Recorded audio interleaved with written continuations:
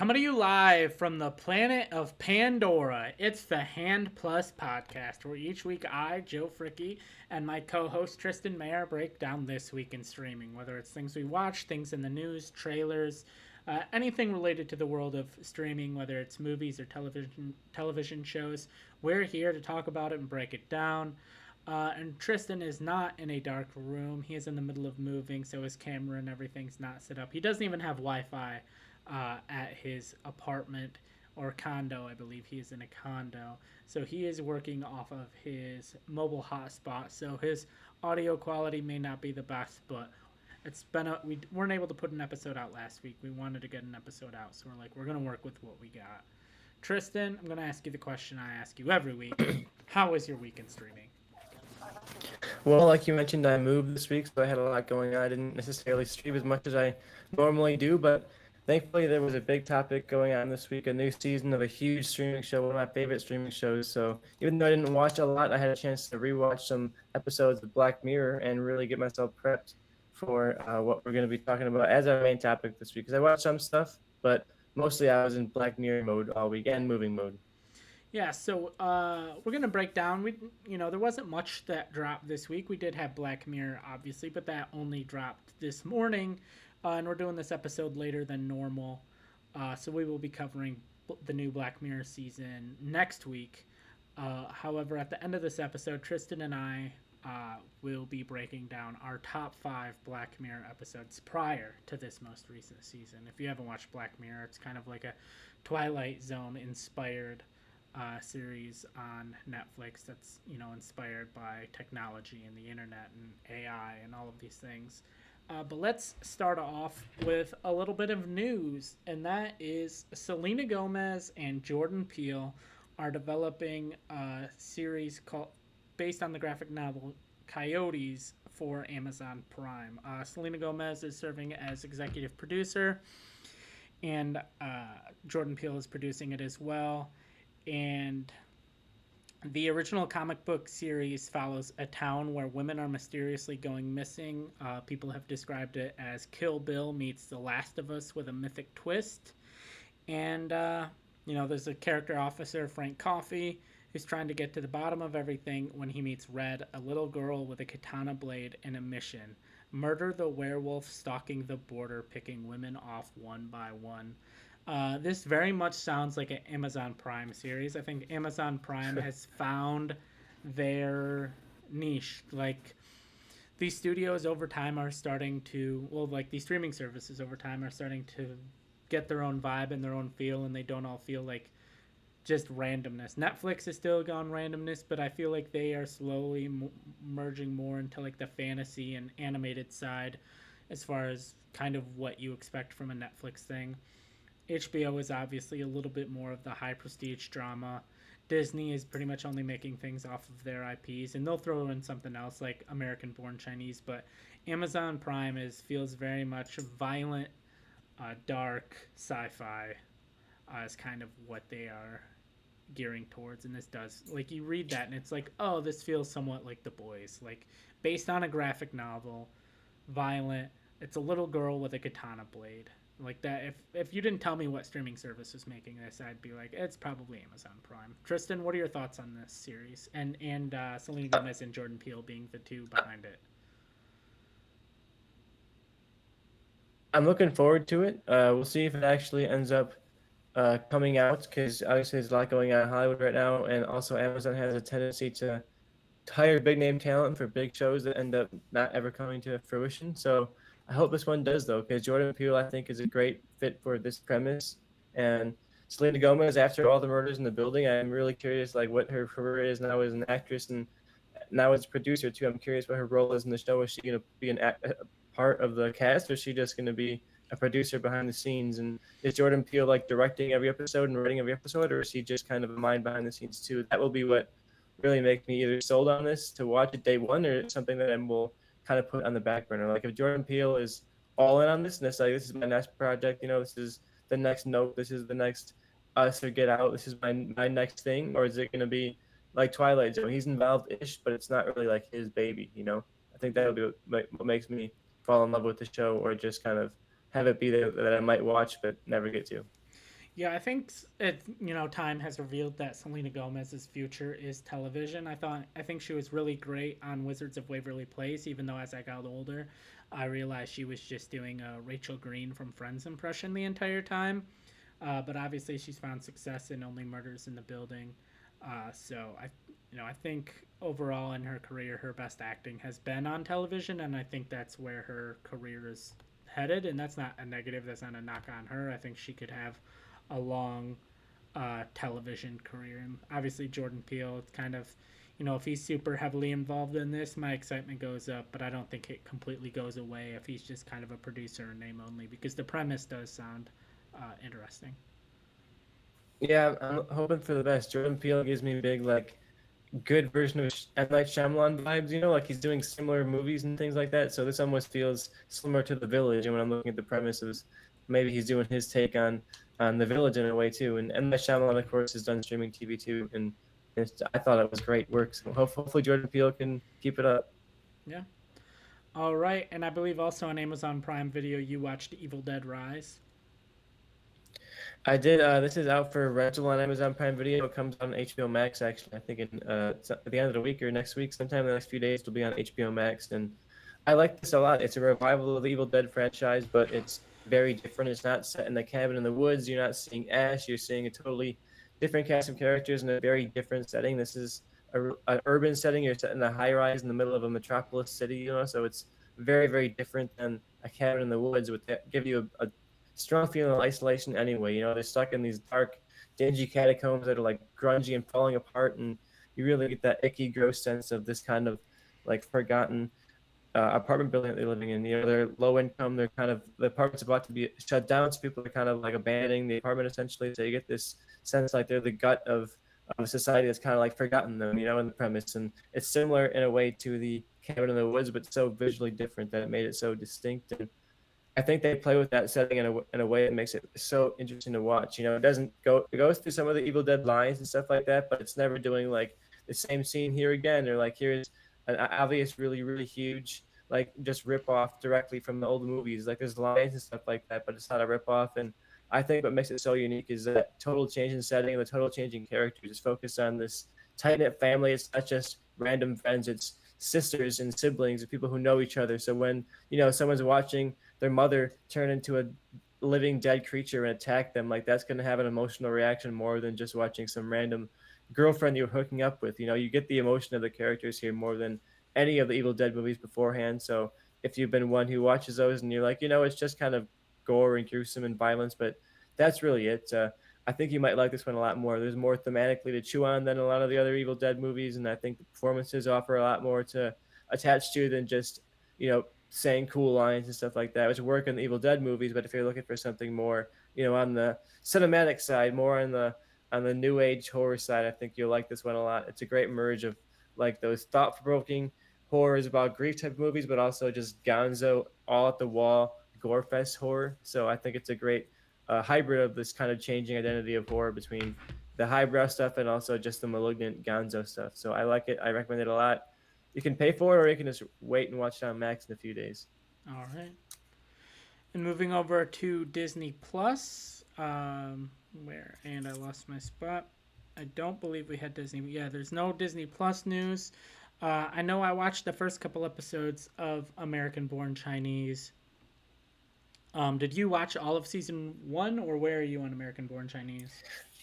I haven't finished all season one. I'm about halfway through, but so far I'm really, really impressed by the show. I mentioned that I have read the graphic novel, but I feel like this is honestly a step up in terms of like adventure scale and like this visual scale. It's really an exciting adaptation of this. The cast is great. It's very cool to see the cast of Everything Everywhere back in these strange different roles. But I'm glad that the show is also taking its time. I feel like after the first two or three episodes, you still have these mysteries of how does this all really connect to itself, and there's these overarching storylines of these different timelines and different people, and especially in the beginning, you spend a lot of that time kind of trying to figure it out and figure out like wait, who is this guy to this guy, and is this really happening, or is this kind of some kind of like mythical fantasy thing? Is this the past? Is this now? Is this the future? And I love that this show ties all of that crazy myth into this main kid. He's just trying to figure out his way, figure out his life. He doesn't want to be like this big hero, this big legend. He doesn't want to be part of that culture in that way. He just wants to live a quote unquote normal life. And I think the way that this is pivoting all of that adventure and all of that huge history into this kid who's trying to figure out who he is really kind of humanizes the story in a great way. And I can't wait to watch more of it. I'm curious if this is just going to be a one season thing, if they're going to cover like the entirety of the novel in this one thing, or if they're going to do some kind of sequels. And I would imagine if they do sequels, it would be like original material because there's not like a ton of stuff to cover within the graphic novel. But so far, so good. I'm loving the all emerging of the crazy tones. It has that high school feel while also feeling like Crouching Tiger, Hidden Dragon, like crash into like a Riverdale drama or something like that. It feels like a really cool merge of like these different styles, especially on Disney Plus. It almost feels like you're seeing Willow crossover with like High School Musical, the series, you know. So I'm liking it a lot. I can't wait to get through the rest of it. And yeah, I'm really excited about seeing how they play that out because I'm really related to the character and his kind of outcast feel, and he's trying to figure out who he is, and all of that kind of coming through to this crazy adventure really is working well for me. I hope that this show hits for people. All right, yeah. I haven't gone back and finished the season, but I did like a lot of what I saw, and I co-sign a lot of what you said. I haven't read the graphic novel, so I don't know as far as how it connects or how it improves upon that or anything like that. But I did lie. There is some news because news dropped between when we were originally supposed to record this show and now. The Stan Lee documentary got put on Disney Plus today, and also the Edward Norton Hulk movie got put on Disney Plus today. So there is that Oh Disney wow. Plus news, and we got our first look at the Santa Clauses season two. Part of me feels like I need to hate watch season two because I watched season Oh one, no.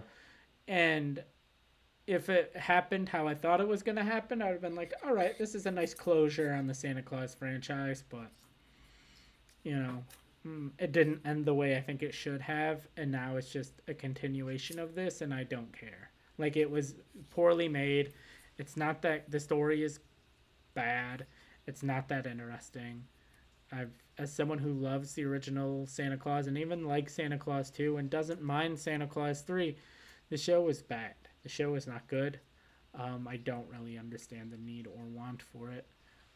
But yeah, that's my thought on the Santa Clauses. Tristan, I know you didn't really watch it at all, but does the fact that it's No, never. getting a season two make you want to watch more? Makes me want to watch it less, to be honest with you. Like now that I know there's gonna be more and more seasons, and it's like if I watch it now, am I gonna be committed enough to watch all of it? You're talking about hate watching season two of a show you didn't even like, and I know if I watched the first season, I will be there with you, Joe. I'll be like, you know what, Do I'm it. already in. Watch I it. gotta just keep going. So I Watch feel like it. if I put my toe in here, I'm just gonna start drowning. It's one of those things. So I'm gonna stay away from the water and not go for Santa Claus two or one, really. But uh Incredible Hulk, Edward Norton, Incredible Hulk, underrated movie. I really like that one. It's shot really well. It's the only movie where I feel like the Hulk is genuinely scary, and you feel like Bruce Banner doesn't want to become the Hulk, and Yeah. it's like every time he does, he hates it. And I feel like since then it's just become you cheer when the Hulk shows up, and in this one, every time the Hulk shows up, you're like, oh god, this is gonna go so bad. And I still, my mentality is Ang Lee's Hulk is still basically the setup of the MCU. Because if you watch Ang Lee's Hulk, it ends with him in South America in the beginning of the Edward Norton Hulk, and that's the Eric Bana Hulk. And then in the beginning of the Edward Norton Hulk starts with him like hiding out in South America. So really, they're basically all both of them are the MCU Hulks, in my opinion. People can disagree and feel differently, but I kind of feel like that Edward Norton Hulk was written to be a sequel to the Eric Bana Hulk, and then the MCU started and things fall apart, and they just rewrote it a little bit. But and also the rights for the Hulk reverted back to Marvel, so Marvel can make a Hulk movie now. He doesn't just have to be a sideline character in other movies. So wouldn't be surprised that whether it's Comic Con or the next big Marvel event, we get an announcement for World War Hulk or some other Hulk movie. We'll see. I'd like to see it. I really enjoy this Hulk movie and also the Eric Bana Hulk movie, so I'd be here for more of it. Yeah. All right, and then to the last thing, Disney on Disney Plus, Avatar 2 dropped as well. I haven't seen it since theaters. Tristan, I don't know if you watched it. via Disney Plus. I thought it was really good. I thought it was a lot better than the first one, and I like the first one. Um, it's obviously long. I think a lot of people are going to watch it on Disney Plus because I think while it made a lot of box office, you didn't see there wasn't like a lot of people talking about it. Just it reminded me a lot of Top Gun Maverick, where it didn't really feel like anyone was talking about it, but somehow people were going to see it. So I wonder if it was just a lot of the same people repeat watching it. And now that it's on Disney Plus, you're going to see a lot more families watching it. And I wouldn't be surprised if it was kind of like one of the most watched things on Disney Plus this year. Yeah, I'm curious how people feel about it because I know there was that huge box office, obviously, but I know there were a lot of people who were holdouts that said, no, the first one sucked. I'm not going to watch. The second one is probably going to suck too. But I'm curious if now that it's on streaming, if more people are like, you know what, fine, I'll give it a shot, and they're actually won over because I enjoy the first Avatar enough, but this one blew me away and I loved it. And I rewatched sections of it on Disney Plus, and it looks incredible. You know, streaming platforms sometimes don't look great with their 4K streaming, but the Disney Plus stream looked awesome. You know, it might not look as good as a 4K disc is going to look in a couple of days, but it looked really really good. So yeah, if you're one of those holdouts that said, "Oh, the first one sucked, I'm not going to try it," give it a shot. You know, it Yep. looks gorgeous. It's visually stunning. You know, so if all you want is eye candy, there's no more eye candy on streaming than Avatar 2. Yep.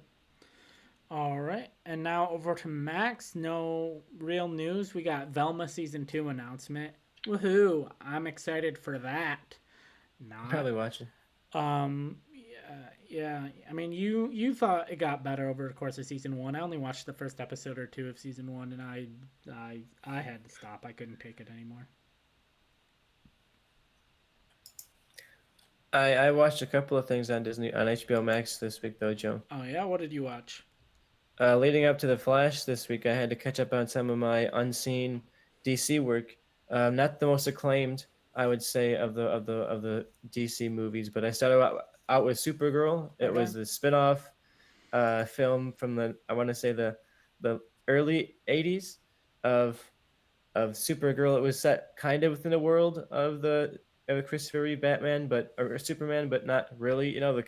the Krypton looks much different. The origin story is like kind of different, but they make you feel like you're watching the Christopher Reeve movie as much as you possibly can. You know, the text and the music and stuff is all kind of aping the Christopher Reeve style. Even the colors and the costume look like the costume is essentially the Christopher Reeve costume adapted slightly to the female body. You know, and this movie not great. You know, I love to hype up bad camp movies from the past and be like, you know what, everyone overhates this. Howard the Duck, great movie. I loved Howard the Duck. You know, this is no Howard the Duck. This is just a very very low budget attempt to rip off the hype of Superman. You know, it feels much more like the holiday special than Howard the Duck, where they're just kind of like, hurry up, get some stars who will say yes, because there's a lot of big name actors in this that are you're like, how, who, why are you in this? But it's almost like you know when they probably paid him enough money to show up and read their lines like Michael Shannon does in The Flash and get their paycheck and go home. And this definitely feels like a cash grab, and uh, it's getting some level of appraisal. I feel like when you go on Letterboxd, there's a good amount of positive reviews, and I've seen some people on social media try and like reassess this as being good. So if you're someone who watches this and gets some camp out of it, good for you. You know, I'm happy you can enjoy it, and the performance of the lead actress is pretty good. She looks great in the costume. There's some good shots that are like pretty cool visuals of Supergirl. Like if you're a Supergirl fan and you want to just see like a couple of really cool visuals of that character in action, there's some cool visuals. But yeah, Quest for Peace level flying effects. You know, not put together well at all, but you know, worth watching for a completionist, but for no other reason at all. Yeah.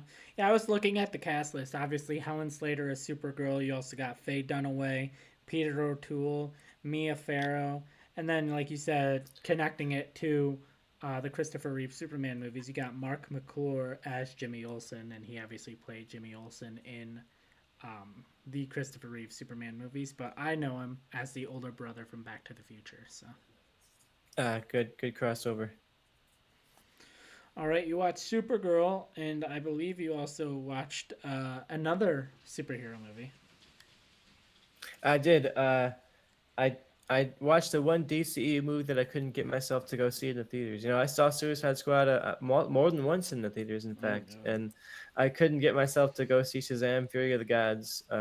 First Shazam was fine, but it looked like the sequel was going to focus on all the stuff I didn't like about the first one, and pretty much does. You know, Zachary Levi is the lead of this movie. Uh, Billy Batson is not.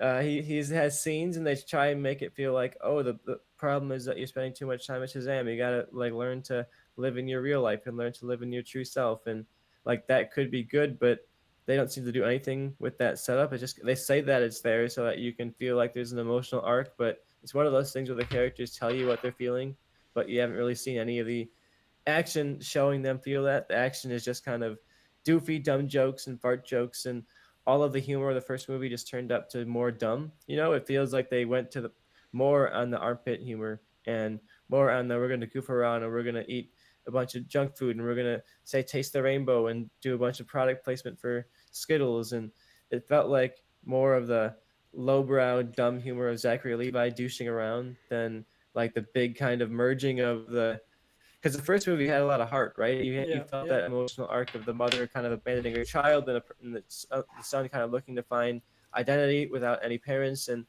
this doesn't have any of that. It's just the humor that was okay in the first movie, but nothing special. And some of the worst CGI effects. There's the shot towards the beginning where a character was recast between Shazam 1 and Shazam 2. And there's a flashback scene of Shazam 1 in this movie, and they go through the process of face mapping the new actress onto the old actress's body so that it looks like the new actress, but it has the old actress's body still, and it's very odd and very bizarre.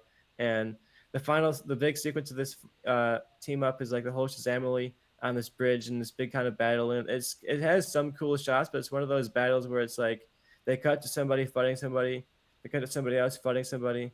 Cut to somebody else fighting somebody in some other place, and there's not really like a connective tissue of like where are they all like in relation to each other. This yeah. sounds on kind of like a big area, fighting. So it was not great.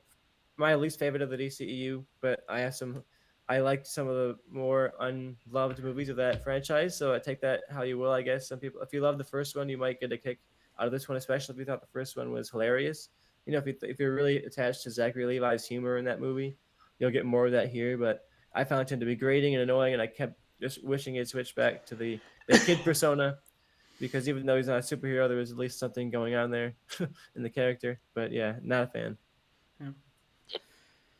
Yeah, I watched the first one and I felt like there was a good like building blocks there and like this could be something, but I think my biggest problem with the movie is young Billy Batson acted more mature than Zachary Levi acted when he was trying to pretend to be a kid, and I felt like that was my big disconnect where young Billy Batson felt like a 15, 16-year-old, but Shazam Billy Batson felt like a 7-year-old, and so that kind of that disconnect where it just didn't feel like the same character. And then a lot of people said it's even worse in the second one when Billy's obviously supposed to be older and he's still acting like that young.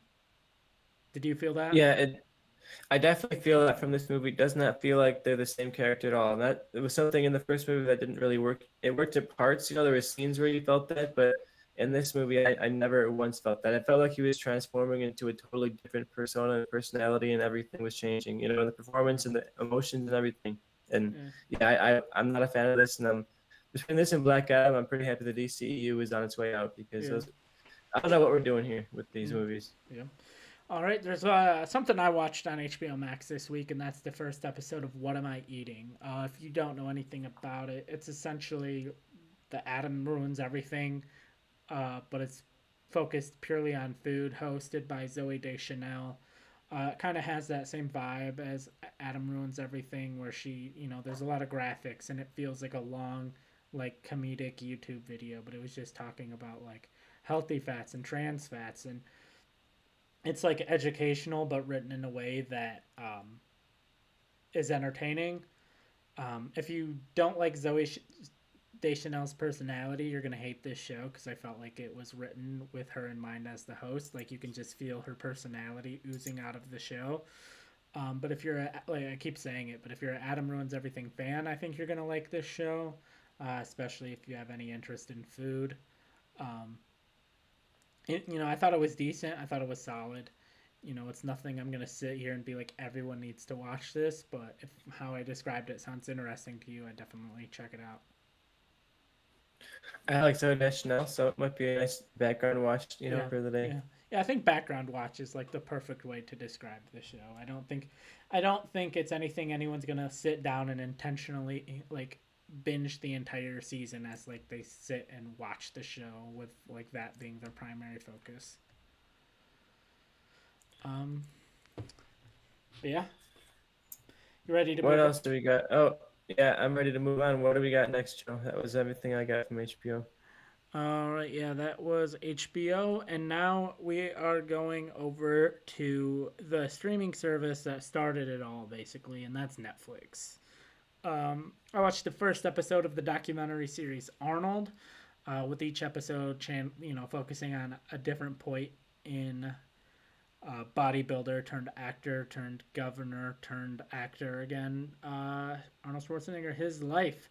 First episode focused purely on him growing up as a young child going into bodybuilding and his rise in bodybuilding, and the end is him being like, all right, I've done everything I need to do in bodybuilding. I want to be an actor, and that's kind of where the episode ends. I thought it's really, really well made.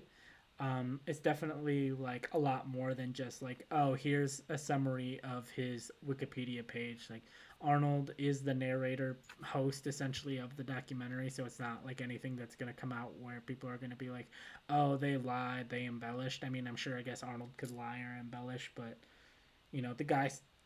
the guy started out as a person living in Austria, and it's like, oh, I'm gonna be a bodybuilder, and then he's like, oh, I'm gonna become the biggest movie star in the world. Oh, I'm gonna move and become a marry a descendant of the Kennedy dynasty. Oh, I'm gonna become the governor of a state whose name I can't pronounce. Like, why would he need to embellish his life? Is if someone wrote just like, oh, here's a story of a guy's life and it was fictional, but it was Arnold Schwarzenegger's life, you'd say it's unrealistic. Like, there's no way someone could have all of this happen in their life.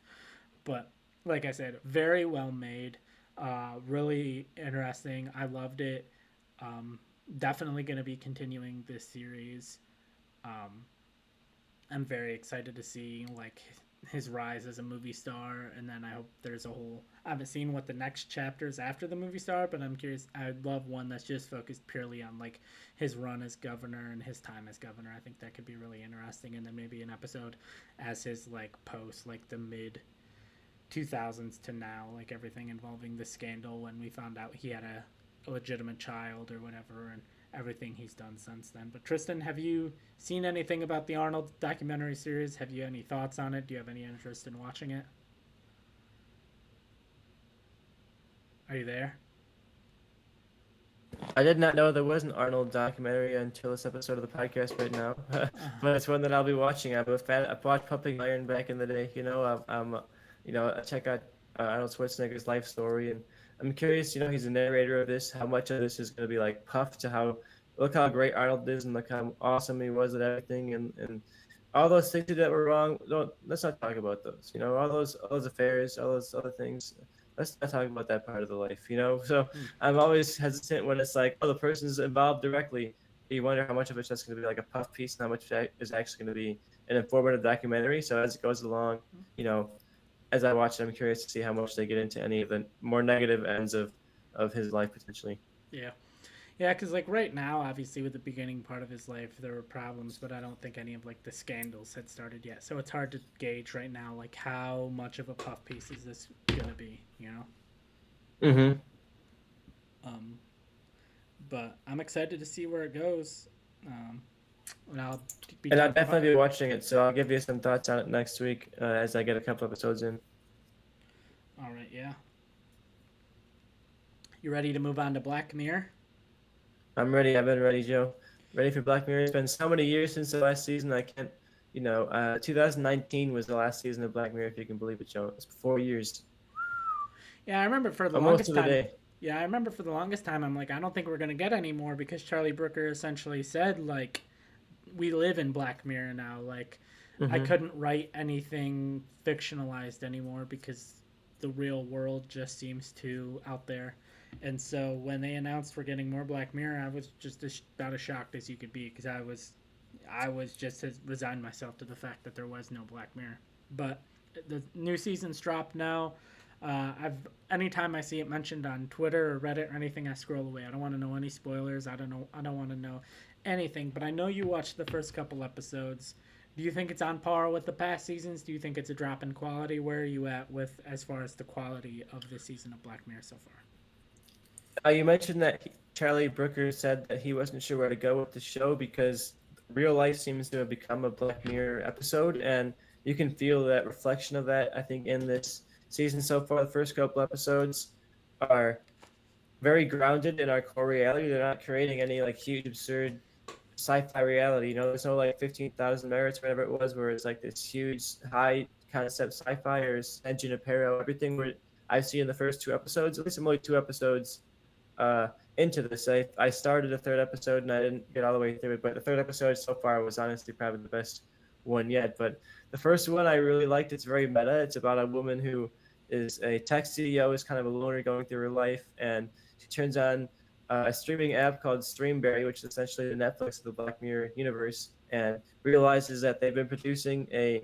near live, uh, true life series about her life, uh, nearly to the moment, starring Selma Hayek as her. So you have Selma Hayek as herself playing the character of this woman, and she realizes that Netflix has been retelling her life and that she inadvertently signed her life rights and being rights away to Netflix in the contract, the user agreement when she signs up. She didn't read the terms of service and realized she signed over to Netflix her entire life. And through her a home assistant stuff like her Alexas and things like that, she's being live recorded for CGI to be repurposed and resold as a Netflix Hey, TV you're show starring starting Salma to Hayek. spoil things, man. Calm down.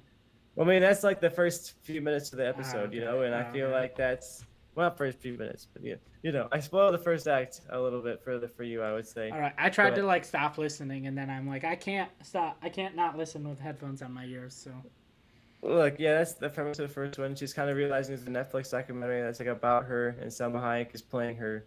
So very interesting. The second one follows these film students who go on a trip to film a nature documentary, and as they're filming it, they start to uncover a murder mystery in this small town. So it's kind of a found footage take on Black Mirror. So I'm curious to see as I go along how much this jumps around in genres. The third episode that I haven't gotten too far in yet stars Aaron Paul and Kate Mara and Josh Hartnett. So definitely the biggest cast, I would say, in terms of amount of people in it, and they're like these space.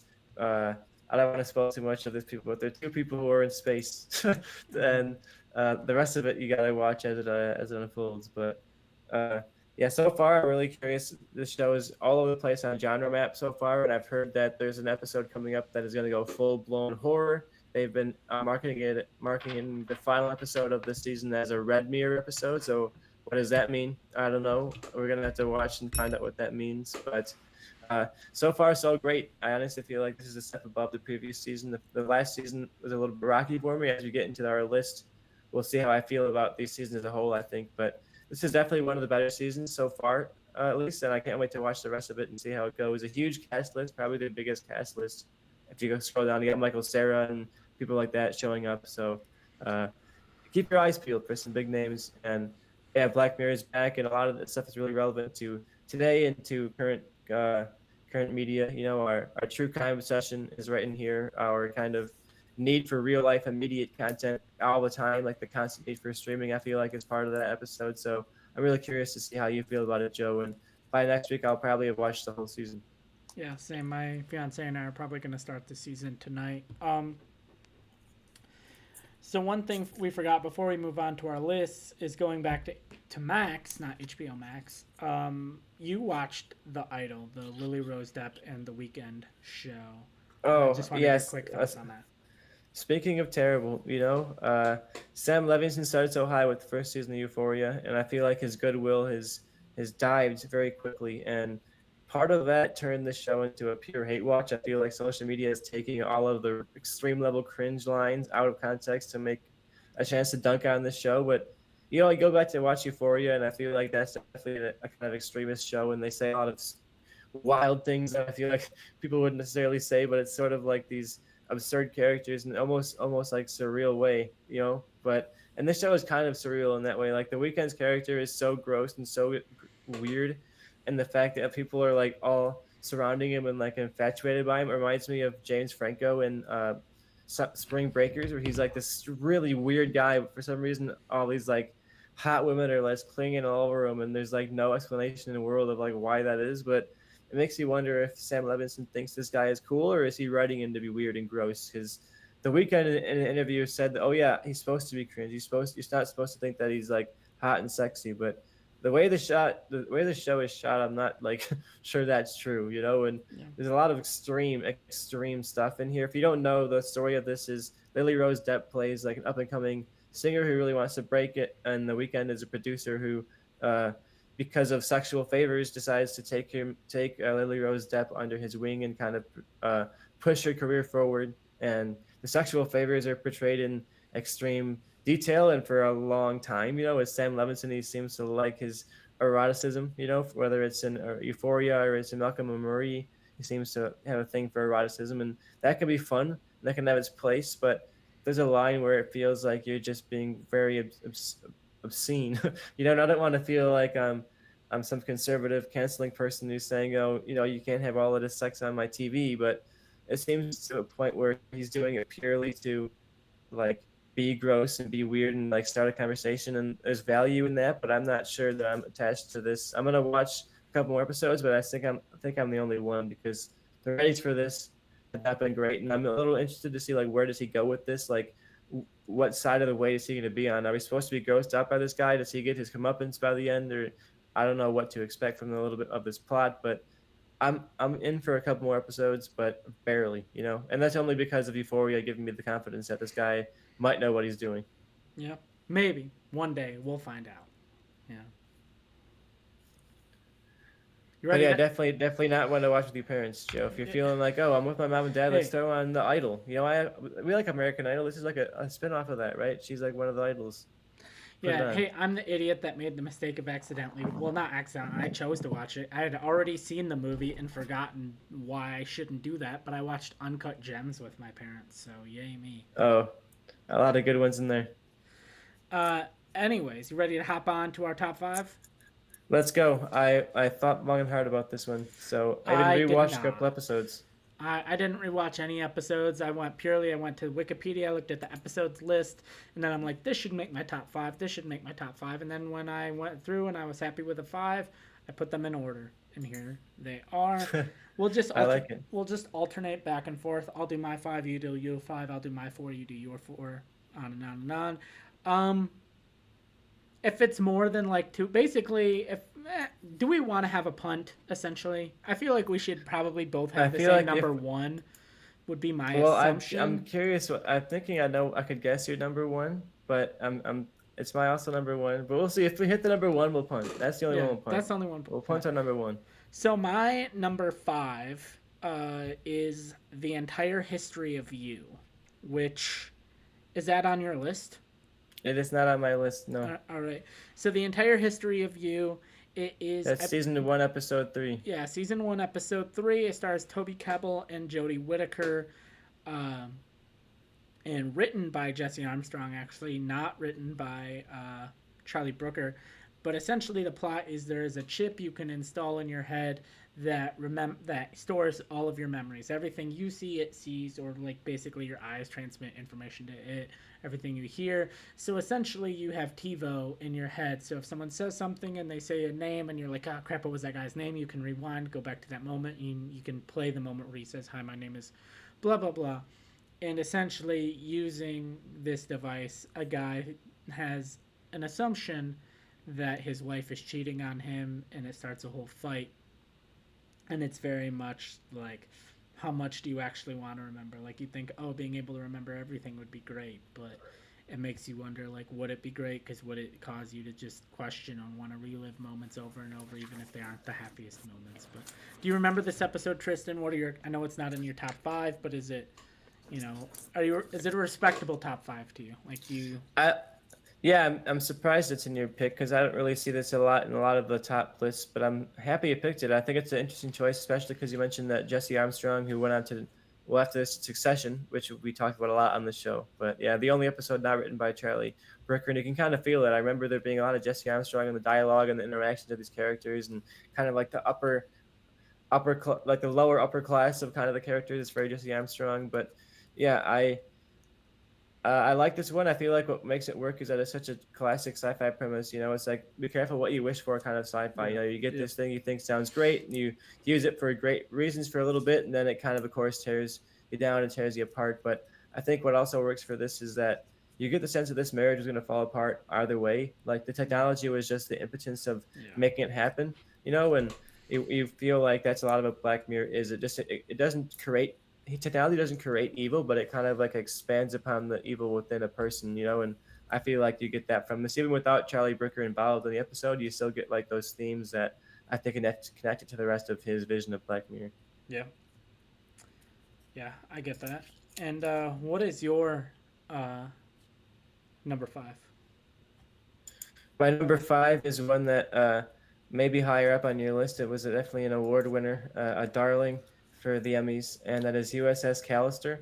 I'm not sure if That's you got that not on one my on list. It'd your list. probably be my like 8 or 9 range. Yeah, this one stars. Oh god, what's the guy's name from Jesse Plemons.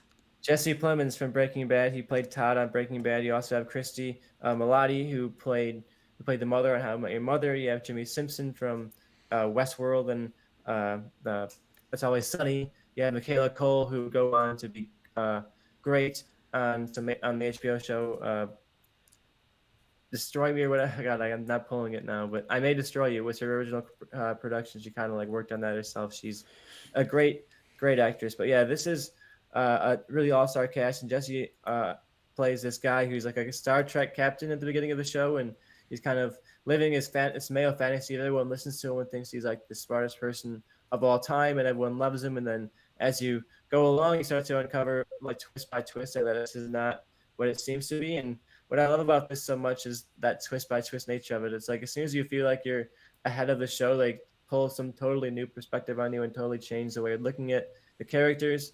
And I love the way, speaking of Westworld, it kind of like humanizes like characters that don't physically exist as humans. You know, it kind of answers that question of like what is the line between an AI and a human, you know, and are these people that were created for the simulation, are they valuable? Are they living things, or are they something you can just hit delete and not feel anything about? And that's a question that I think we have to ask a lot as we go forward as a society, like where that line is. I feel like that's going to come up again in this list maybe, but yeah, I like this a lot because of the big style of it. You feel like you're getting a Star Trek episode at the beginning, and it's not a Star Trek episode at all. It's more of this really, really dark look into like male fantasy and toxic masculinity, and like this shut-in guy getting everything that he wants. He's got like this really incel personality. So yeah, I like this one a lot. A little bit ahead of its time in some of the commentary about masculinity, and I guess, but definitely like this one a lot, and it's one that won so many awards for a reason. Yeah, I like it. It's definitely one I pulled when I was like, okay, will this be in my top five? As I was going, basically, I just went from season one, episode one, and down, and I'm like, okay, this could be a top five. And it's definitely one I pulled, but when I went to arrange them, it kind of ended up in like that 8 or 9 spot. Mm-hmm. But it's a really good episode. I think it was the first episode of that season, and it was one they used a lot in the promos for that season. And it's a good episode. I really like it, and just unfortunately didn't make quite the cutoff for my top five. Yeah, I understand that. Well, it was hard to make this list. There was Yeah. so many great ones. You feel like you have a good list, and you're like, "Oh God, that was such a good episode."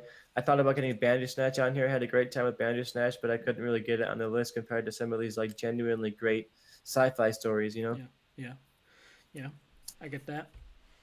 All right, so my next one isn't fully sci-fi. It's very reminiscent almost of the first episode where it uses technology, but it's something that legitimately could happen today, and that is what episode was it or what season was it? Season 3, episode 3. Shut Up and Dance, directed by James Watkins, written by Charlie Brooker and William Bridges.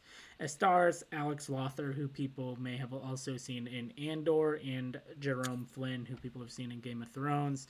And essentially, this like high school kid, old not high school, I'd say like 18, 19-year-old kid, is caught masturbating on his webcam, and someone's like, "Oh, I have video footage of you," and forces them to do all of these things, all of these crazy things, and you're rooting for him because you're like what they did wasn't that bad, and it just shows like how technology even today can be scary and control our lives. And there's twists and turns. Obviously, I don't want to say too much, but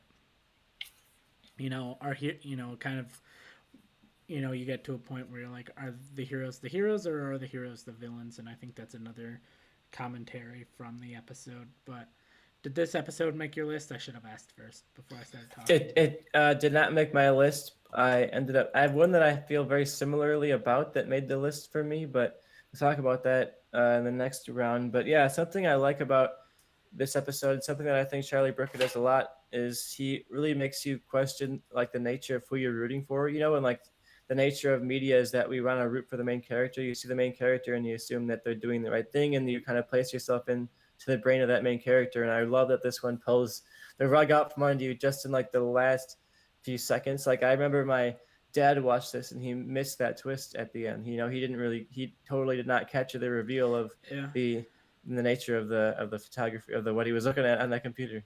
Yeah, it uses the fucking save the cat moment against you. Like you don't even realize it the first watch, but when you go back and rewatch it, it uses the save the cat moment against you.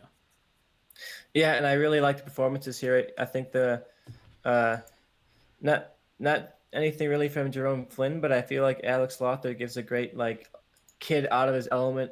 He's gotten caught doing the worst thing you can possibly get caught doing, and now you can see all the thoughts running through his mind of how he's going to lose. He's going to get fired. His parents are going to find out. He's going to lose. Get out fired, expelled from school. He might go to jail. All these different things. And when you're that young, you're not really thinking rationally either. So you're not thinking like, okay, is this really as bad as it could be? Is there a way I can get my way around this? And somehow, like he's just doing what he's told to do. Mm. And I really like this episode a lot.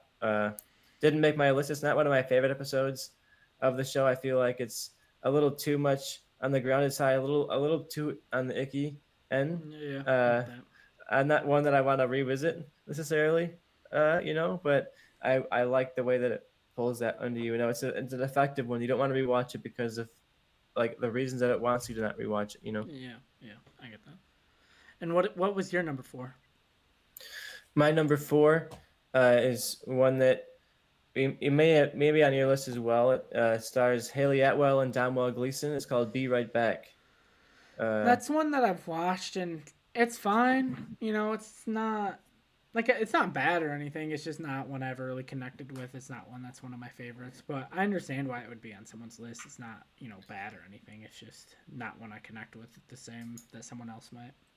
yeah, this one's Haley Atwell from Captain America and various Marvel stuff, and Domhnall Gleeson from Star Wars and Harry Potter, and Ex Machina. He This is very Ex Machina in this premise, honestly, Yeah. because Domhnall Gleeson passes away, and his wife is distraught and grieving and in mourning, and she decides to buy an AI that replicates her dead lover's personality. And it starts out as just kind of a chat bot, and slowly but surely they're like, hey, what if we had like the voice, and what if after we had like the guy could walk around, he could kind of look like him and kind of sound like him, wouldn't that be nice? And suddenly she's talking to this AI as if it's really him and he's back to life again. And why this made my cut for the list is that I feel like it's shockingly relevant to our current conversation on Yeah. technology. And when we're talking about sci-fi and Black Mirror, I feel like Black Mirror was warning us of like what we could fall down to if we become too dependent on technology for our emotional needs, our physical needs, our practical needs. We have to keep the humanity somewhere. And with AI chats, like the line between AI art and true art, and people even have like these AI girlfriends you can download that will tell you how cute, how nice you are, and they'll remember things about you and all of that stuff. And that's seems nice on the face of it, but like, what does that do to society that can stay at home and isolate themselves and never have to mourn, never have to like face loss? If like your AI girlfriend is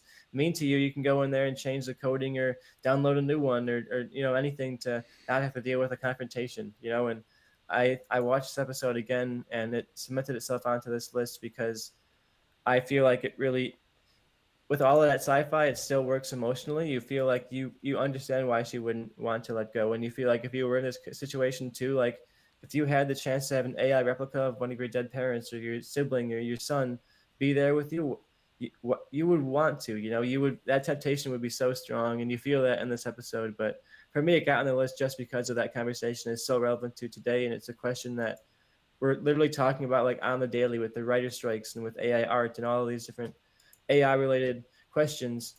Can AI replicate like the touch of a human being, or is it just replicating data that seems human? And is that in the end much different than us just replicating data that we're being given, that what we're told to do, and things like that. I love the questions of this episode. So for me, it gets on the list because of the sci-fi of it and how much it really feels relevant to today. Yeah. Yeah, like I get like even AI art and stuff. It's wild. Like someone showed on Twitter I saw the other day of someone gave AI art the same prompt in April of 2022 versus April of 2023, and in April of 2022 it was like very clearly like um AI art essentially, and then Mm-hmm. April of 2023 you couldn't tell me that wasn't a photograph. Like it looked like a Yeah, real genuine human person, and it's like if we've advanced that much in a year, what are things gonna be a year from now, you know? Yeah, and the morality question of it too. We're seeing a lot of like media resurrecting dead actors to star as the characters again, and like that's, is that Mm, barbaric and creepy, or is that like emotionally satisfying? Are you yeah, like preserving them alive forever in some meaningful way, or are you just kind of making their memory into capital? And I'm not sure how to feel about a lot of those questions because there's no guessing of where this yeah, is going to go right now. So it's a very relevant moment, I feel like, to the current technology yeah. conversation. Yeah, like there's times like maybe we're veering too off topic here, but there's times, like I think in a movie like Once Upon a Time in Hollywood, like if you wanted a party scene, like a Hollywood party scene at that time, and like as Leonardo DiCaprio, Brad Pitt's character is moving through a party, they had face mapped people of that era onto, random extras' heads and stuff, and there's no real performance, there's no real lines, it just looks like those people are at that party. I don't have a problem with. But if they're like, oh, this is a new John Wayne movie, I'd be like, it's not though. Like you can say it is, but it's not. Yeah, there's a line, and I feel like we're really trying to straddle that line, and we're seeing people being like, "Oh, what if we just made a movie about like Marilyn Monroe, and she was this AI avatar that like interacted with you and could do whatever you wanted to," and like that's terrifying future. That's like a really weird reality to want to live in, And I Yeah, don't, this for such a small premise, such a focused internal like character premise, it raises so many questions that feel so huge and so relevant to so many different topics. yeah. You ready for my number three? What do you got? All right, I'm looking for it. So it is. Give me 1 second. You're trying to find the season. It is season 4, episode 6, Black Museum, starring Douglas Hodge, and probably, at least in the US, the first introduction of Letitia Wright, who's obviously now gone to star in the Black Panther franchise. But it stars her character who goes and visits the Black Museum, which is essentially items that are seen in the Black Mirror universe, like in previous episodes, which is why even though it's an anthology show, it's best watched in release order. I feel like there are certain episodes like this, and one we'll talk about later, where it's like there's a reason why you kind of have to watch it in release order because you want to see this technology and fictional technology released in order.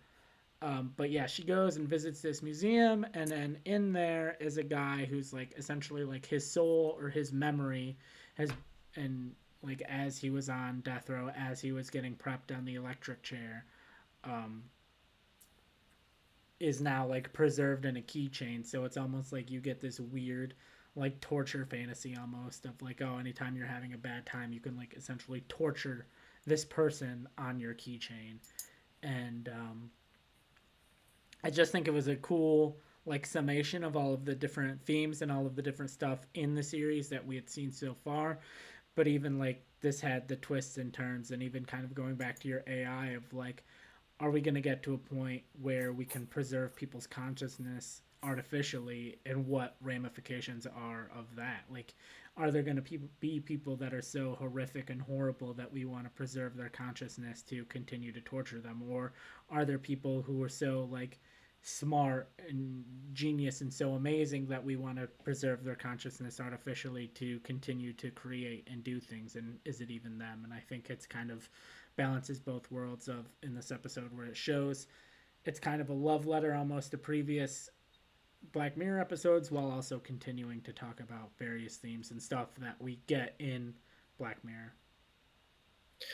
Yeah, what I do like that this kind of ties a lot of this stuff together, and people going into this are picking up those Easter eggs. You know, maybe a couple, the song from 50,000 Merits will play in a handful of other episodes, or the Prime Minister from the first episode will be in the background of a news cap or some other episode. So there's things that connect these kind of to each other, but this is the first time, and the only time, at least so far, that they've truly like brought any level of like a crossover to Black Mirror. So it's interesting, and I like that they didn't like do any full blown crazy No Way Home level crossover type of Yeah. thing. It's just kind of like the technology crosses over, you know. And Yeah. I I think that this one's interesting. I also think it's interesting, like the question. Well, we lost Tristan. All right, so we're talking Black Museum, Letitia, right? Um, like I said, solid episode. I am gonna have to go back and make sure he can get back on. You still here? I'm still here. All right. I was taken over by an AI for a moment, you All know. right. They Uh, heard us. but The AI heard us talking shit, and they're like, "Stop the podcast! Stop the podcast!" I'll talk more about this in the next my next pick anyway. But I do feel like this is an interesting question of like what is the limit of like punishment? You know, like how far is too far when you're holding Oh, somebody okay. accountable for something? You know. I know what your next, and that your next pick is probably my number 6. I'll say that. Nice. That'll be my next pick. Should we go right into it, or you got any Yeah. final thoughts No, on the Black I Museum? said everything I need to say about Black Museum. You can do. You can talk about White Bear now. I do. My number three as a white bear. I didn't write down the episode numbers for these, unfortunately, but I believe that was what season Two, season 1 or two. It was 2. early on. The Early on. season 1 or 2. Yeah. But this follows a woman who wakes up in a mysterious house with amnesia. She has no idea where she is or who she is or what's going on. But she's surrounded by people who don't speak, don't say any words to her, just look at her mostly through cell phone cameras. So it feels very on the nose at first of like what they're saying about this. Like, oh yeah, wow, phone cameras, you know, they desensitize you to whatever, you know, and you feel like you are ahead of the show already within the first like 2 minutes. But uh, as it goes around, you kind of get the huge scale of this world, and like there's people who are not affected by the phone screen things, and she's kind of like trying to survive and being attacked by all these people. And I don't want to necessarily go into all the details of the episode, but you get towards the end, you get a reveal of the fact that this woman had committed a horrendous crime, and that her punishment being here at the White Bear was she was going to essentially forever be locked up in this loop of having to experience the fear and terror that she instilled in somebody else. She's going to see what it's like to be at experiencing pain at the end of a phone camera, and she's going to know what it's like to experience someone not caring about what it feels like uh, to go through all of this pain. And I love this episode. I feel like it's very moving and it's very powerful. And like I said during Shut Up and Dance, Charlie Brooker seems to like to trick you into rooting for people that you wouldn't necessarily want to root for, and then questioning yourself for why you're rooting for them, but then also kind of going back and being like, well, maybe I'm rooting for them because they're still a human being, and I'm finding some kind of level of empathy for that human being despite some terrible thing they might have done, you know. And I feel like this has so much to talk about in terms of the obvious, the cell phone stuff, and how like I think that translates to cancel culture in a way too, which you know how we can perfectly feel happy to ruin somebody's life and reputation and tear them completely apart and be like, hey, you know, it's just the internet, you know, it's just Twitter, and yeah, really thinking about the fact that there's a person on the other side of that cell phone. And we kind of it also feels very obvious to how we dehumanize criminals and convicts, and we kind of refuse to ever let them have their own lives in this country, refuse to let them vote or like have normal jobs and have homes without having to declare themselves as convicts.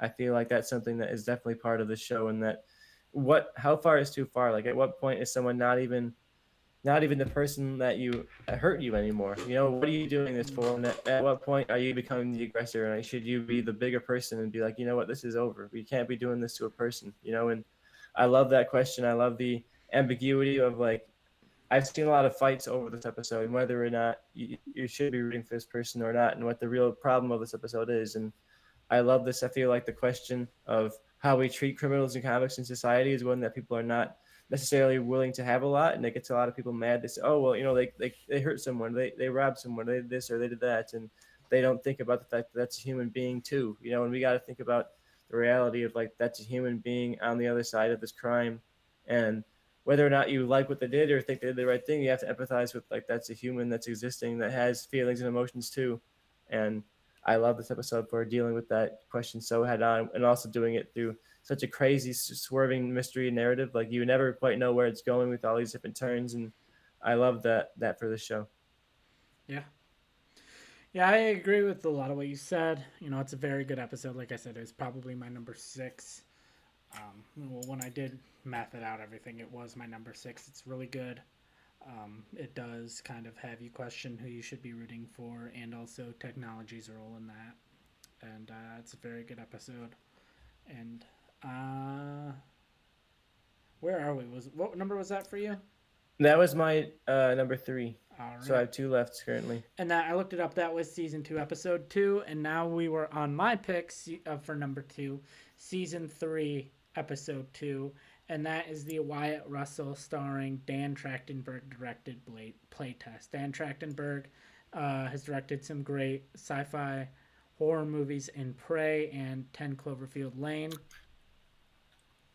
In this movie, Wyatt Russell essentially gets the chance to test out this new virtual reality video game where it starts where he plays, this whack-a-mole game where it looks like these moles are popping out of this table, and then they're like, hey, do you want to try a more advanced version? And they implant this chip into his head, and he gets to go into this horror house, and they basically say like, hey, nothing there can actually hurt you, it's all virtual, it's all in your mind, blah blah blah. But it plays on your actual fears, and it can like use your mind to create the haunted house. And it's a great, I think, horror episode. That's why I can't wait to watch what they're calling the Red Mirror episode.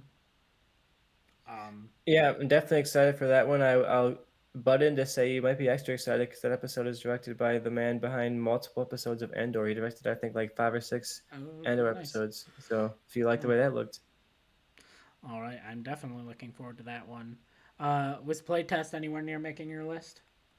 Not for me. I like it. It's a good sci-fi premise. I like the horror elements of it. It's definitely one that I enjoyed watching, and there's a good twist at the end. And I love the way that it like definitely weaves into the horror genre. Sci-fi in the setting, I guess, but like it definitely is a horror episode. You know, Yeah. it doesn't just kind of be a horror episode. It genuinely is a horror episode. And I feel like some shows will be like, oh, we're kind of changing up a genre a little bit, but they don't totally really change it up. And Black Mirror doesn't hesitate to swing for totally different genres. And I feel like this new season is going to be much more along the lines of that. So I was happy that Playtest made your list because I feel like Playtest is the most like this new season so far of any of the previous Black Mirror episodes. It definitely feels like they're using technology to explore totally different genres outside of sci-fi as we know it. You know, so I'm curious what your thoughts will be in this new season now that I know how you love Playtest so much. Yeah, it's a great episode. It's the episode that I think I'd seen Wyatt Russell in like one or two things before, but it was the first one I watched where I was like, oh, I think he's going to be a massive star. He hasn't quite rose to the massive level, but I think he still could. Yeah, I definitely feel like this and Falcon and the Winter Soldier put him on the map to really be taking off because those are both some great performances. Yeah. Yeah. All right, that's my number two. What is your number two? My number two is one that I don't expect to be on a lot of people's lists, but it's one that really, really hit for me, and it's one that I rewatched and decided to move up a spot from three to number two. And that episode is called Smithereens from season five, episode two of Black Mirror, the most recent season prior to this newest one. And this follows a rideshare driver played by Andrew Scott from Sherlock, who played Moriarty in Sherlock. he kidnaps an intern who works for this massive tech company that's kind of like a Google, Facebook kind of hybrid, and he holds him hostage, demanding to talk to their eccentric, uber rich CEO because he wants to make some unknown demand of him. And uh, you get this really tight escalating crime thriller where it's not really sci-fi at all our relation but it's sort of like using our relationship to technology to tell this very personal tight thriller. Like it's almost entirely set within the car, so if you think of something like Locke with Tom Hardy and you like the challenge of something in such a limited setting, I loved this one for that. And Charlie Brooker mentioned that he cracks up laughing sometimes while he writes this show, and people in the time of the interview were like, how the show is so dark, what could you be laughing about while writing this? And after watching this episode again, I definitely understand why, because this episode is very very funny. Like it's dark in the plot,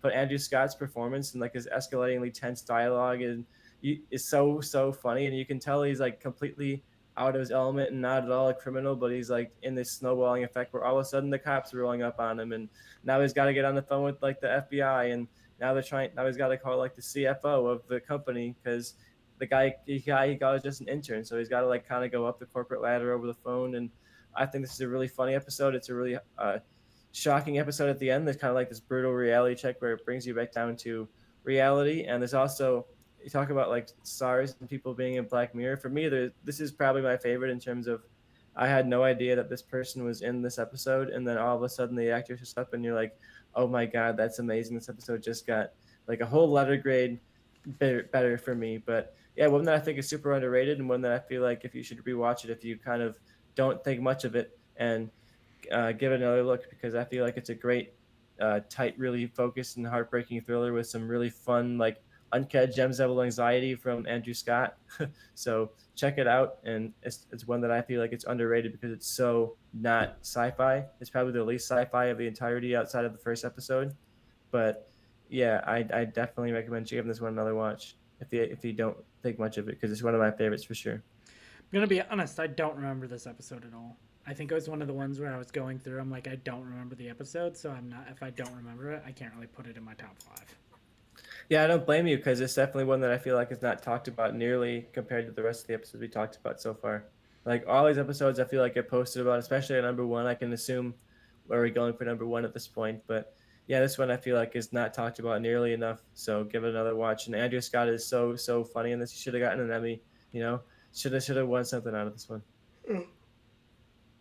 I get that. All right, you ready to move to what I assume is both of our number ones? And are you dreaming of it? You know what? I thought so hard about not putting this number one, but it was just disingenuous to not put it number one. Anything I tried to put over it, I was just like, I can't do it. Mm, It's not true. It's not real. yeah, yeah. And so I think it's safe to say I'm gonna go out on a limb and say that your favorite episode, the one it's clearly everyone's number one. It's Nosedive, right? The Waldo moment. The Waldo moment. Yeah. My number one, and I believe your number one, is the special from 2014, the seventh episode overall, and that is White Christmas. Directed by Carl Tibbets, written by Charlie Brooker, starring John Hamm. You got Rafe Spall, who people may know from being the son of the guy who was in Harry Potter, Timothy Spall. You got Una Chaplin, granddaughter of Charlie Chaplin. So, a lot of descendants of more famous people in this episode. But it's essentially, this show is an anthology show. It's almost an anthology episode where there's different stories mixed into this main story. And they're all slowly kind of building towards a finale, where in the finale, all of the various stories come together. Um, there's one where this guy is kind of this coach and tries to help men date women, and he can has technology where he's on a webcam and he can see through their eyes and listen to what they can hear and all of that. And then it's kind of revealed that he's also selling the ability for other people to watch along with him to make fun of the guy, essentially. um, and then you have this episode where this character, this girl, is or sorry, this guy Rhett has like this personal assistant, almost like an Alexa, and that there's a character in it. And when the Alexa almost has its own persona, and if the Alexa doesn't listen to the person, he kind of tortures it almost. And then finally, a third story of a guy who him and his wife get divorced, and right before they divorce, she gets pregnant, and then the guy trying to see his child and everything along with that. And it's just I don't want to reveal too much. I think every story is great. Honestly, I think each individual segment in the anthology by itself probably would have made my top five. Um, but Tristan, I've talked a lot about White Christmas. What are your thoughts on White Christmas? Yeah, White Christmas, I think, is a great merging of all these different themes. You mentioned all those different stories that weave together, and I think what makes this so great is it has all those different themes of what Black Mirror is, and it kind of builds them all together into like the finale, and where Black Christmas was obviously referencing other episodes, this feels like it's much more connected to like the theme of Black Mirror as a whole. And I mentioned like I really enjoy how he contemplates how our line between vengeance and like justice, and you feel like this episode definitely examines that question of like someone did something terrible and horrible and unthinkable, but at what point are we doing something terrible and unthinkable and worse, and I love that question. I love John Hamm in this episode. I feel like it's an episode that uh, got a lot of awards and a lot of attention, and I feel like this is one that kind of put Black Mirror right on the huge pedestal on the map. It was the last of the productions prior to Netflix purchasing the rights to the show. So it was the last time before it got this big budget boost and this huge U.S. appeal by being a Netflix show. And I feel like it works as this kind of bridging of the two worlds. You have John Hamm as this like a wholesome Americana like lead actor. He's like not wholesome, but he's like a very American look and American accent and everything like that. It feels like this weird transition from the British to the American take on Black Mirror. But I love this one. I feel like what it does so well is the bridging of all of those themes into all these different stories, and it doesn't just feel like anthologies. It feels like stuff that actually does genuinely come together and connect to each other. And yeah, I love this episode. It's one where I feel like if you haven't seen Black Mirror before, this might be one that you could start with because it it touches on to all those different themes of what Black Mirror is and what it goes for. So I feel like if you're curious about the show and you're like, oh, what could the show really be about? This is one to start with because if you start with the first episode, you're gonna be like, this is gross and not nearly as sci-fi as I thought it was gonna be. And I like the episode, but I definitely don't know if the first episode of season one is like the best starting point for Black Mirror when you have episodes like this that I think captures so much of the show so well that I would send someone here if they're curious. Yeah, yeah. I think that's one of the ones. The one, I get that, but I also feel like you're kind of blowing your load in the beginning. If you're like, hey, start with White Christmas, but it's like only downhill from there because it's like we both had it as I think we none of us had a crossover or we didn't have a crossover 2 through 5, but we both had White Christmas number one. So I think it's without a doubt the best Black Mirror episode, and I feel like any list is probably gonna have White Christmas number one. I really had a hard time getting San Junipero off of my list because that was one that I really, really, really wanted to get a chance to talk about because I love the sci-fi of that and like the optimistic ending. I almost pulled a fast one and just put it as my number one. I was gonna come in here and be like, Joe, White Christmas is not my number one. It was San Junipero the whole time, but I had to go back to White Christmas. I feel like it's a great culmination of all the Black Mirror things. So definitely one that I love, and I'm gonna go probably watch it tonight. To be honest, talking about it now, I'm like getting the itch. I gotta go watch it again. Yeah, yeah. I feel you on that. So do we need to make an overall show list? Because I feel like last episode we were gonna make a list, but it's like okay, let's lock it in. White Christmas number one, and then we just alternate our 2 through 5. Yeah, I feel like because we had such different lists, it's gonna be hard to come up to a list together. Because a lot of this, like I had one you don't even remember watching. Mm, is my number two. yeah. How do you feel? You want to argue?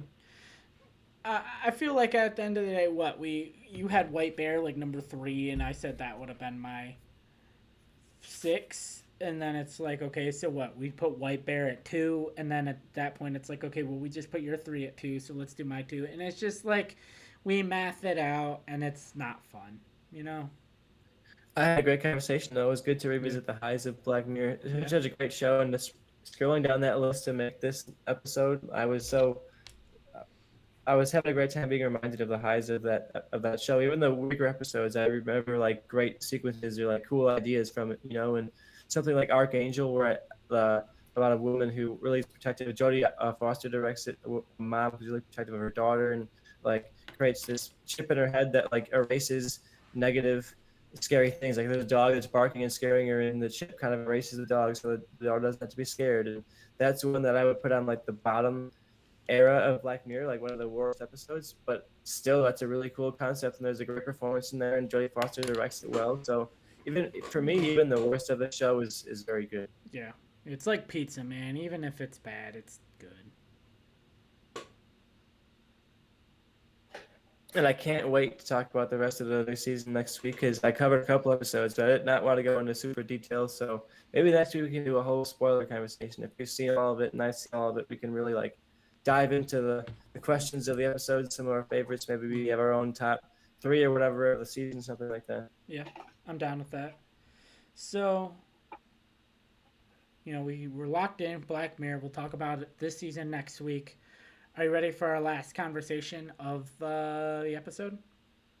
I am Joe, and I feel like I got a runaway pick here. All right, I For can't once wait. in a while, I came prepared.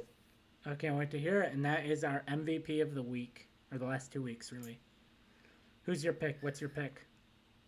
It seems obvious, but we talked about him all episode, you know. And uh, Charlie Brooker for me is the MVP of my streaming week because I rewatched a lot of Black Mirror, and I also felt like even though Black Mirror just dropped like yesterday, I saw a lot of conversation about it, a lot of hype building up for it, and Netflix doesn't usually promote their stuff super hard necessarily, but they've been promoting Black Mirror, and I feel like they do that because they know they got Charlie Brooker on their hands. It's one of those shows where I feel like if he decided to step away, like the fact that it hasn't come on for 3, 4 years shows that like they're not doing the show without him, right? He Yeah, is Black Mirror. It would yeah, feel weird to have the show keep going and give it to some other creatives or like some stockhouse Netflix writers, and to stand out as an auteur in the Netflix world, I feel like is really, really difficult.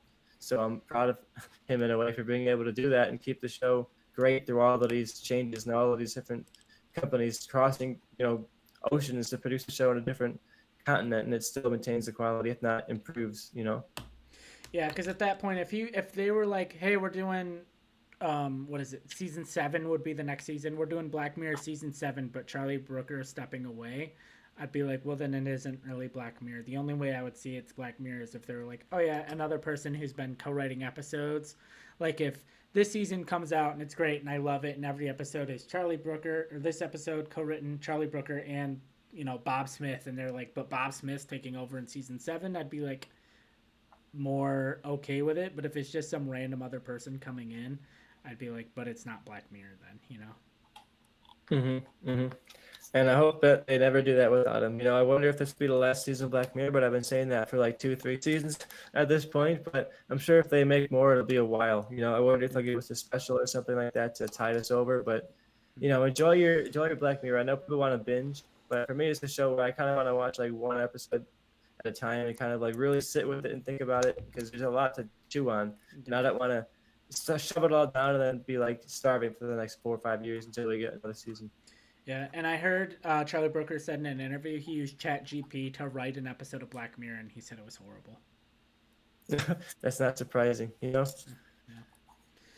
All right, and so that wraps up our episode for the week. Tristan, I have one final question.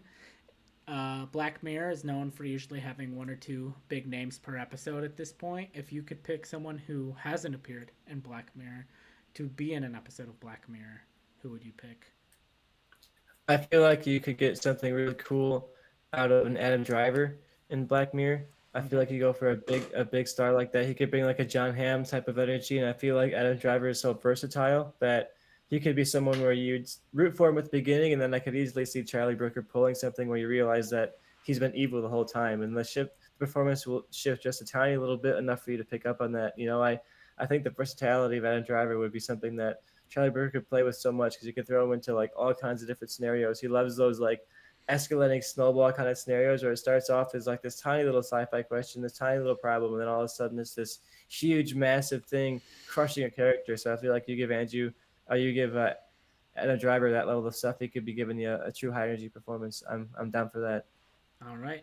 My pick was someone who starred in a comedic version of what could have been a Black Mirror episode, and which is Click. And my pick was Adam Sandler. I think for a lot of the same reason. I think you could do something comedy, but also something super dramatic, or a little bit of both. You know. Yeah, hopefully one day we'll see all of them work together. You know, Yeah. Yeah. I'd love. What if they announced season 7, first episode is an Adam Driver, Adam Sandler, the two Adams, and an episode of Black Mirror together, and Adam Scott, and Adam Scott. Yeah. All I right. like it. I think that wraps up our episode for the week. We will hopefully be back next week to talk Black Mirror and whatever else news or shows or movies drop. And I believe my last thing to say is, without further ado, Hey, thank you for. Goodbye.